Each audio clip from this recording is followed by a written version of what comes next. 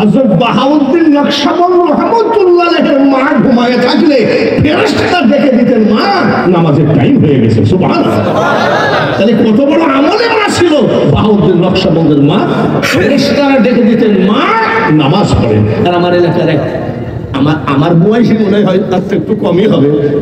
আব্বা কি আপনি তো ওয়াজে থাকেন, একটা তাবিজ দেন তো। কিসের তাবিজ? আমি ঘুমাইলে পুলিশের তাবিজ। আমি আবার কোন যাইতে করে আপনি মেয়ে মানুষ, আপনাকে ঘুমাইলে পুলিশে টানবে কেন? বাহাউদ্দিন নকশবন্দ রহমাতুল্লাহ মা ঘুমাইলে কে ডেকে দেয়? নামাজ পড়ুন।